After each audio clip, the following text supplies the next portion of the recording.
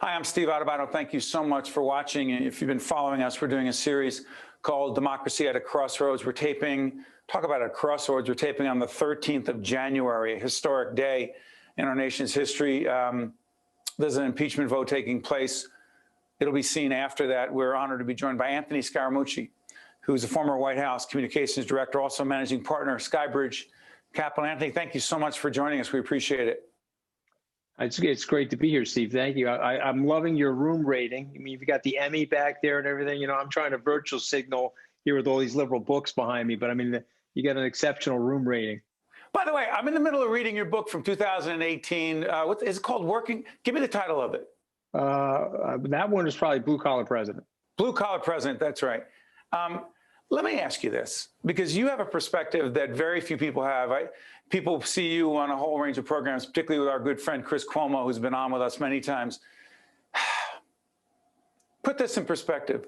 What drew you to Donald Trump in the beginning, and what do you believe the longer-term legacy of his presidency will be? Complicated question, I know. Floor is yours, Anthony. Well, listen, I mean, I don't want to overcomplicate the answer. What drew me to him was a little bit of lackadaisicalness on my part. I was working for Jeb Bush. He looked like he was heading for the win. I was normalizing him. I'd known him for a very long period of time. He called me, recruited me in a flattering way. I was the garden variety political fundraiser prior to my arrival in the White House. And so I said, okay, I want to be loyal to the Republican Party. This will help set me up for 2020 for the next candidacy. Mr. Trump at that time, we'll call him that because he wasn't president at that time, didn't think he was going to win. I can verify that. I was flying around with him, 71 campaign stops with him on his plane. He was playing to win, Stephen, but he didn't think he was going to win.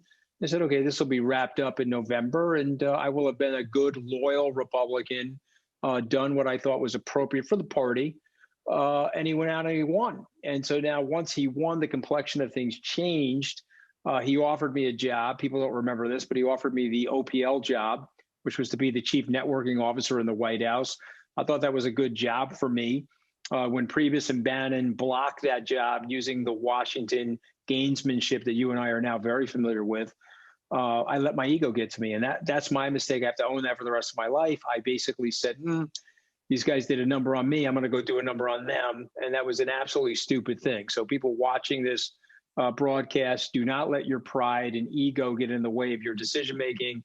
Once you do that, your intelligence is going in the opposite direction of your emotions. Emotions are going high, intelligence is going low. So I joined the administration as the comms director, basically with the ticket to remove Bannon and Priebus. Of course, I got that done in the 11 days that I was there, but I also got blown out with them. So and so that's my entry. That was my observation. I wrote about it, The Blue Collar President. President Trump did not like that book. It was too balanced. He didn't like my criticism of him related to the press. He didn't like what I was saying about our alliances. But I was trying to write a very fair appraisal of what was going on. And his legacy now is one of disaster and nihilism and megalomania. He'll go down as probably the worst president in the modern era. I'm not a presidential historian, so I can't go back through the 44 people. Obviously, Grover Cleveland was president twice, so we've had 44 people that have been president of the United States. But I can tell you probably from 1900 to 2021, he's the worst apple in the bunch. But Anthony, there's something that I believe that you're in a really good position to answer. Our backgrounds are not too dissimilar. We come from working class, ethnic, otherwise known as Italian American, in our case, families. I've been trying to figure this out. A high percentage of my friends who I grew up with were not only supporters of Donald Trump, but he could do no wrong, no matter what he did. The whole Fifth Avenue, go out, shoot somebody. After the 6th in January, they didn't seem too upset about it. We are the enemy of the people, the whole bit. Here's my question to you. What do you think the appeal is after all we have seen going into 2021, where it'll be seen in February, March, et cetera, for those who just believe deeply in him, who come from backgrounds similar to ours, Anthony? Well, listen, the Italian American community, by and large, are preservationists. You know, in addition to being somewhat conservative. And so what I mean by preservationist is they want to preserve the society of their grandparents and their parents. And so, like it or not, Mr. Trump represented that in the great culture war that we're living in. And so I think that cultural war, by the way, is a falsehood. No one's telling me how to live, Stephen. No one's telling you how to live. And I certainly don't tell the people in Peoria how to live any more than they tell us here in New York. But that's a figment of the imagination of the media that's been driven by cable news, been driven by social media, driven by Russian weapons-grade propaganda in terms of the robotic technology on the internet. And so Mr. Trump plays into that, and the people from our culture, because they are by and large preservationists and they have a nostalgic look back to their parents and their grandparents, or my uncle playing the accordion in 1971, they hark back to that. And so Mr. Trump represents that for them, and that's why they'll stick with him no matter what he does. But here's the thing that is hard for me. Law and order, the rule of law, the Trump presidency as it relates to the rule of law and playing by the rules, which our people believe in. There's an inconsistency there. Is there not, Anthony? Well, but there's so many inconsistencies. It's not only his personal behavior, his personal situation with his wives and the divorces. Excuse me, Anthony. How about not playing? How about not paying? And this, I know people are going to say, "Why are you bringing this up?" It goes to character. Not paying a plumber who did work, not paying a contractor, well, he can't order furniture from North Carolina. Working class people. Those same people voted for him. He won North Carolina, but as you know, he can't order furniture from North Carolina because he never paid any of those furniture distributors for a lot of the furniture that he ordered. So, yeah, no, listen, that is, he's in the rogues gallery of miscreant behavior. But you have to understand something. If you're in a war, people sort of blur the lines. All's fair in love and war. And people are like, well, he's my guy defending my culture. I'm sorry? Is it war? Is it war? No, I think it's a falsehood. No, I do not think it's war. I think that we have this beautiful, colorful mosaic known as America. We have this libertarian streak by and large. I'm not telling people how to live in certain areas of the country. They're not telling me how to live. But for some reason, we've fallen into the trap of that identity politics. We've fallen into the trap of tribalism, and we've fallen into the trap of obsessing over our fears. You're mentioning our neighborhoods. Well, they don't like socialism. And so, oh my God, the radical left is coming in. They're going to descend like hordes. The latte drinking transvestites are going to come up over the transom, and they're going to descend into the White House. That's what they're thinking in their minds. Okay. But that's not true. It's a falsehood. Democrats understand that, Anthony? Sorry for interrupting. Do you think the Democratic Party and Democratic leadership and Joe Biden in particular understand that fear of the very, very, very far left? Representative Clyburn, you go through the list of people. Nobody wants to defund the police. Everybody understands that we have to have a capitalist system. I think in the case of Vice President, now President-elect Joe Biden, he's looking for fairness in the system. I'll tell my Republican friends this. Our entire society has shifted and changed over the 40 years since Ronald Reagan's electoral success. And they better start thinking about a platform of opportunity for people. I'm all about uneven outcomes. I'm all about your industry or my industry creating economic rent for ourselves and our families and uncapping it for the likes of a Jeff Bezos or a Bill Gates. But what I'm telling you is very harrowing right now in our society is the uneven starts that we're getting. You can tell me the zip code of the kid. I can tell you if they can get a good public school education or not. We have to put an end to that. If we want to heal the rift in the society and we want to close the gap between the haves and the have-nots, we have to reignite aspirational opportunity for middle and lower middle class Americans. My father, Stephen, was a working class guy, 42 years on a crane, hourly worker out here on Long Island.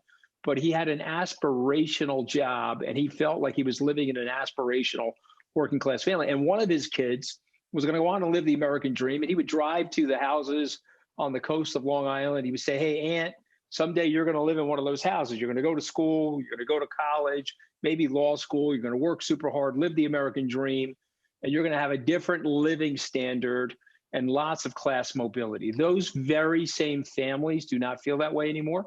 I saw that on the campaign with Mr. Trump. They have gone from aspirational opportunity to desperational stagnation, and they've done that in about 40 years. We have to fix that. You know, Anthony, I saw you, I believe, on CNN, and it struck me that there was, in spite of all the challenges you just raised, and again, this will be seen in January, February, March, et cetera, into the new year, into the 2021. What struck me is that there was a degree of optimism that you expressed. You sounded confident that we have the ability, if not to come together, pretty polarized as we are, but that things will be significantly better. Where does that optimism come from in light of everything we're seeing around us? Because it's an amazingly versatile, amazingly flexible country. This is a country that has a tremendous amount of neuroplasticity. And so we know we're off the rails right now. And I think leadership, one of the great things about Donald Trump, he's a unifier. He just happens to be unifying all of us against him. And so, yes, he'll have a small percentage of the people that will be with him no matter what, but the majority of the people, 81 million on November 3rd, as an example, want to get it together and they want to come together. And so I think you're going to see Mitch McConnell signaling that he's going to allow for all these cabinet selections that Joe Biden has selected to go through the Senate. I think that's a very good sign. Obviously, the president is up against an impeachment trial. This will be his second impeachment trial. I think he gets convicted this time. I think he'll be absolutely unmitigatedly disgraced. Yeah, it'll remove the opportunity for him to ever run again. Not that that was a possibility anyway. But when I step back and I look at America and I see the resources of the country, the flexibility of the country, the fact that we're a 50-state free trading bloc with a single currency, and I think about the flexibility of the U.S. dollar, it being the reserve currency for the world, with just really good policy, we could turn this whole thing around. But what I would say to my fellow Americans, it's not a short-term solution. We need a 5 to 15-year plan on the industrial policy, manufacturing policy, jobs trainings policy, and we need to right-size the educational programs in America. And I believe we're going to do that. I think we don't have a choice. Last point I want to make on this, Stephen, civic virtue. We have to return Americans to the idea that we are Americans first. We're not part of a tribe, or we're not hyphenated. We did a better job of that in the 60s and 70s, frankly, because of all the civic lessons that we were taking back then. Those civic lessons are in decline. Our national service commitment is in decline if you look at our all-volunteer Army. And so we need to reboot those things, and I predict that we will. I mean, this is an amazing country. Anthony Scaramucci, we appreciate you not only joining us, but offering a prescription for how we move forward. And again, I'll remind people, we are taping on the 13th of January, historic day. So much going on. We'll follow this. Anthony, all the best to you and your family. Stay safe and be well. Thank you. Same to you. Happy New Year. You got it. I'm Steve Adubato. I'll be right back. One-on-One with Steve Adubato has been a production of the Caucus Educational Corporation. Funding has been provided by NJM Insurance Group, PSC&G, New Jersey Sharing Network, the Healthcare Foundation of New Jersey, Holy Name Medical Center, Fedway Associates, Inc., Valley Bank, Delta Dental of New Jersey, and by United Airlines. Promotional support provided by New Jersey Globe and by Insider NJ. I could feel my lungs fill with oxygen, and I got my life back. The Sharing Network means to me hope, life, and everything. The Sharing Network was a lifeline to me when I really needed it. We are an organ procurement organization. The core purpose of the New Jersey Sharing Network is to save and enhance lives. To honor those who gave. Pay tribute to those who received. Offer hope to those who continue to wait. And remember the lives lost while waiting. For the gift of life.